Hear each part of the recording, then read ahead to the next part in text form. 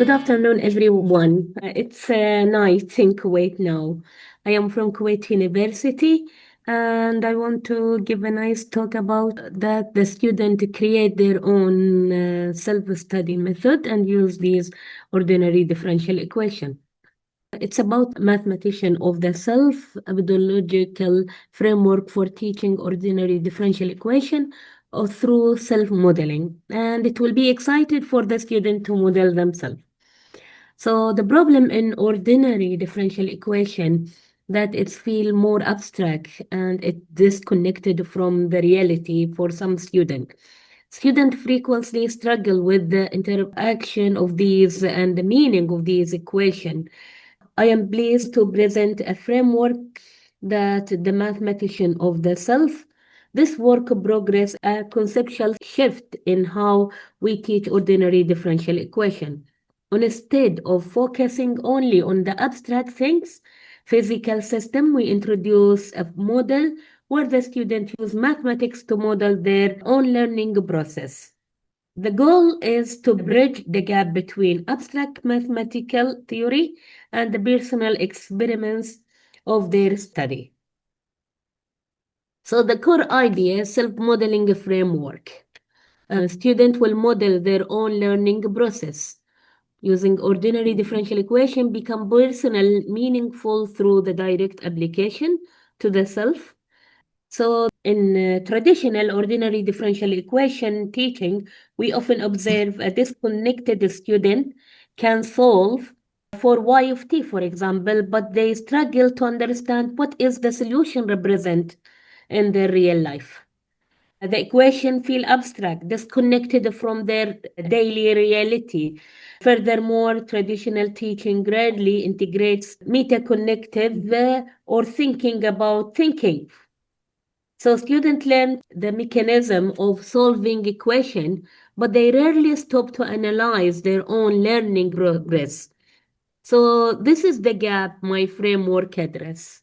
So can they use the equation about their self and how they might act and study from ordinary using differential equation in their own way of learning?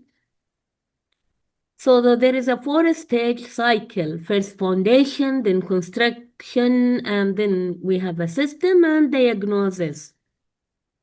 So what is the core idea? The self-modeling framework. Here we shift the context. Students are no longer just solving a problem about falling the stones, about mixing chemical. They are modeling themselves. They become the variable by applying ordinary differential equation concept directly to their own academic progress. That mathematics become personally meaningful to them. This is not a process carried out by a single person. It is an instructor-guided process, a reflective exercise that turns the student into both observe and to be observed. Now, the exponential model focus on growth and decay of in learning, the importance of initial condition and defining learning rate. Now, what to say about foundation? This framework is structured as a four-stage cycle. These stages are designed to align with a typical semester progression. First, the foundation. So let's talk about the foundation first. Structure as four stage, the foundation first, where we start simple. Second, constraint, where we introduce limit. Third, the system. And the system, where we look at interaction. And finally, diagnosis, where we use data for self-reflection. So what to say now? The exponential model focus on the growth and decay of the learning. Here, students revest a basic exponential growth and decay models. But we change the narrative. We discuss knowledge and the knowledge growth instead of bacteria publication. We ask them to consider their initial condition, that is their prior knowledge before the courses start, and we define the learning rate or K not just as a constant, but as a representation of their study efficiency. Now, the reflective question is what factors affect your personal learning rate? So the student have to think, what is the factor affect my learning rate? And what points do we feel your learning accelerates? What cause decay in your knowledge or focus? And this stage is heavily driven by reflection. We ask the student specific question. What factors change your personal learning rates? Is it sleep? Is it caffeine, for example? Or is it the environment? When you feel acceleration, and conversely, what causes decay or forgetting in your knowledge? By answering this, the parameter case stop being a number or a board and start representing tangible behavior. Now, in stage 2, logistic model, understanding carrying capacity in the learning context, and they have to identifying constraints on learning and exploring stability. Constrain realistically, learning cannot grow exponentially forever. We have to hit a wall. This introduced the linguistic model. We discussed carrying capacity in the construct of the human limitation. Time, for example, cognitive load, mental exhausted. This provides a natural way to explain complex concepts like balance, stability, without needing to resort abstract physics example. Now, learning capacity model equation explain the logistic equation term, learning naturally, slow down at its approach the limit, natural way to introduce the concept. So this introduced the logistic model. We discussed carrying capacity in the context of the human limitation, time construction, and cognitive load and mental exhaustion. This will provide a natural way. Okay, so here we see the learning capacity model. As the student approach their limit, the rate of learning slow down. And plateau indicate a balanced state. It is a powerful moment for a student because they realize that reaching a plateau isn't necessarily a failure. It is a mathematical property of their system.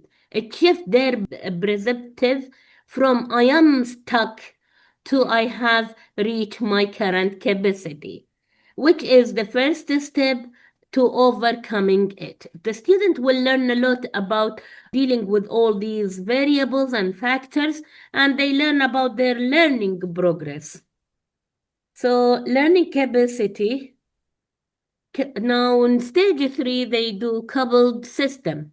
So, analyzing the interaction between knowledge and fatigue, and studying the feedback loop, and then performing a stability analysis. In the stage 3, we increase the complexity by moving to coupled system. First, learning is not isolated. Second, it interacts with other states. So a perfect example is the interaction between knowledge and fatigue. These are two variables do not exist independently. They feed into one another. So this stage allows students to study feedback loop and perform the stability analysis on the system that feel very real to them. Now, knowledge and fatigue system, knowledge is K, fatigue is F, and the system equation explain dk over dt, a two-way dynamic interaction. Knowledge or K increase with effort but decreases as fatigue or F increases. We gain knowledge, but meanwhile fatigue decrease during rest or recovery. This two-way interaction create a dynamic system.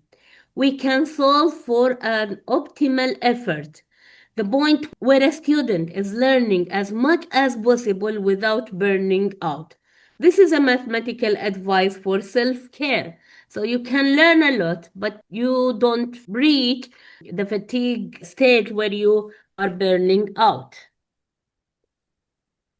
So the diagnosis focus on the parameter estimation and then using real student data for modeling to identify self-monitoring pattern. So now we will talk about the differential equation model. The knowledge fatigue differential system model, the derivative of k with respect to time is a constant AE minus a constant BF. We have a variables that the student have to observe the knowledge level, the fatigue level, the E efforts, how much the student study, and he can put it in terms of how many hours he study, and our recovery, for example, rest or sleep or take a break. The constant A is for how effectively effort increase knowledge, and B is how struggling fatigue reduce knowledge growth. Now, solving this system, what is this mean? What is mean for a student to understand the point of and this condition? So dk by dt is equal to 0, and the derivative of f with respect to time is equal to 0. Those are happen when the knowledge is not increasing or decreasing fast, and fatigue is stable or not rising sharply. What the solution represent? So they will understand the variable, their effect with each other, and what is the solution? A balanced state between learning and fatigue. The student is learning effectively without burning out. Metacognitive outcomes. What is to pay off? The benefits are dual. First, there is a mathematical benefit, a deeper conceptual understanding of ordinary differential equation because they have applied them to complex known system. Secondly, and perhaps more importantly, is that the metacognitive outcome, students develop awareness of their own learning patterns. And this is good because the student will be aware of the variable that will affect his learning. They stop studying randomly and they start to put a strategy based on the feedback of the loop they have analyzed.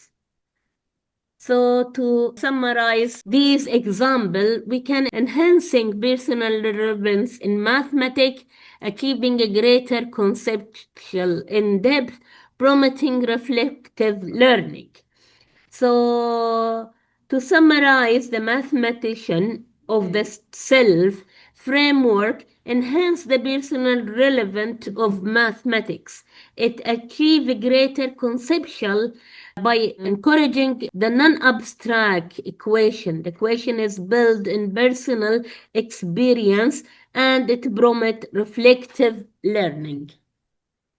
So, as a final question, what system would you model about yourself? Here I conclude with a question for all of you to consider. What system would you model about yourself? If you were applying this framework today, what system in your own life would you model? I want to give you an idea where I get this example about self-monitoring. We face a lot of a problem by students losing their motivation to study. So I have a master degree student and we want to model the motivation, what affect the motivation of the student. The pressure of time, the amount of reinforce he get from others or from himself by a good grade in the exam, and about also the difficulty of the subject. So we try to study many situations about motivation, and we study also how do people in psychology try to measure motivation. What is exactly the effective variable that affect motivation in the real life for a student to study? And that show us They start by modeling the motivation by using ordinary differential equation.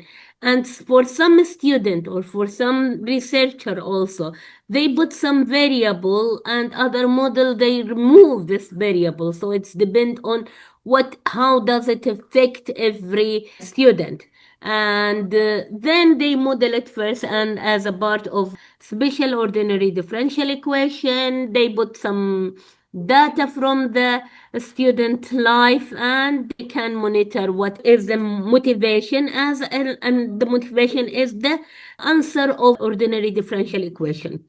After that, the ordinary differential equation was not enough to study the situation of motivation. So they have to use more powerful equation to calculate the motivation as a differential equation. So they start use fractional derivative, and also because the motivation is affected by motivation before, by the reinforced before, and it's affect the time. So they use it with a partial differential, a fractional differential equation that will affect also partial diffraction and the differential equation with a Sonnen kernel, so to produce. So I like that to introduce. We have a lot of a problem with the motivation, with the student way of study. So this project will help us to find a way that the student can motivate themselves, they can find their way of measuring their study performance using ordinary differential equation. Okay, thank you for your attendance, and I hope that I give you some idea. We can also give the student an example of ordinary differential equation depend on their life, and they can create the ordinary differential equation that can describe their important variable in their life, and self-studying is a nice example of it. Thank you.